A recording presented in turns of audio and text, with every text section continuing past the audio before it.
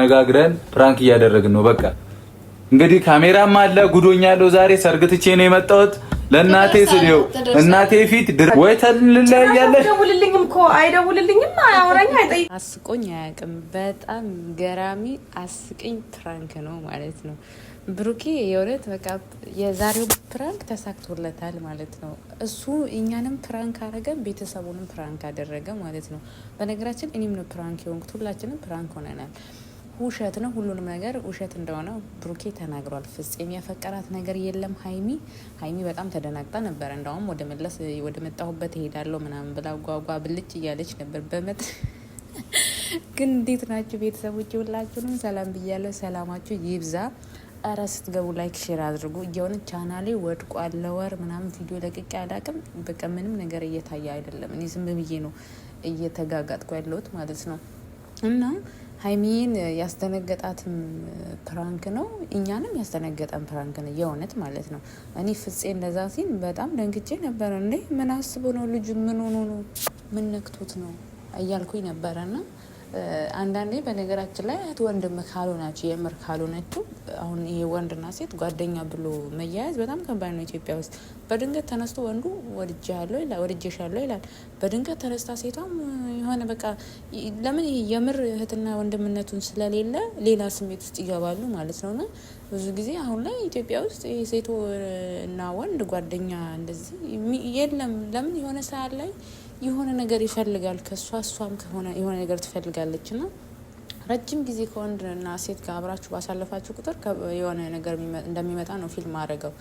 ኤኒሃው ግን ፍፄም ሁሌ ከነ ብሩኬና ከነ ሀይሚ ጋር ነው ቪዲዮ እንትን የሚያደርገውና እንደዛ ሲናገር እኔም እንትን ብሎኝ ነበር። ዋናው ነገር እንኳን ፕራንክ ሆነ።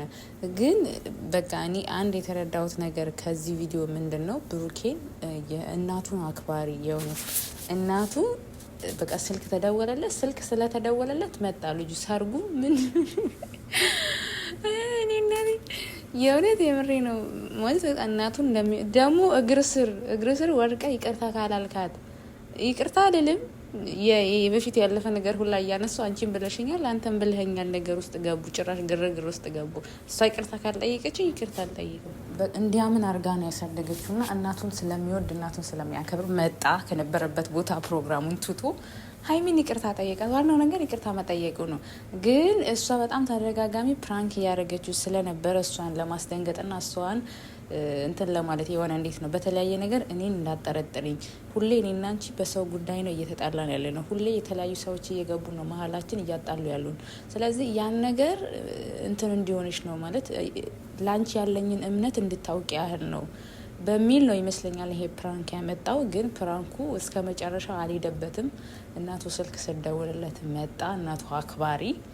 ፕራንኩም ተበላሸበት የተወሰነ ያህልኛም ፕራንክ ብንሆንም ትንሽ ነው። ግን ሙሉ ለሙሉ ቢሆን በጣም ያምር ነበረ። ግን ድራማ የሆነ እንደ ድራማ ይሆን ነበረ፣ ትልቅ እንትን ይሆን ነበረ። ግን ተበላሸበት ማለት ነው። ለማንኛውም ግን እንዳጠረጥረው ብዙ ነገሮች ማንም ሰው እየገባ እንዳያጣላቸው ነው ሲናገር የነበረው። ኢቭን ጸጉር ማነው የሰራ ከኔ ውጭ ጸጉር ማነው አይሰራ ጓብልጭ ነው ያለችው። ፊቷ ሁላ ተቀይሮ ነበር። በነገራችን ላይ ሱፍ ለብሶ ዝንጥ ብሎ ነው አይደል የመጣው።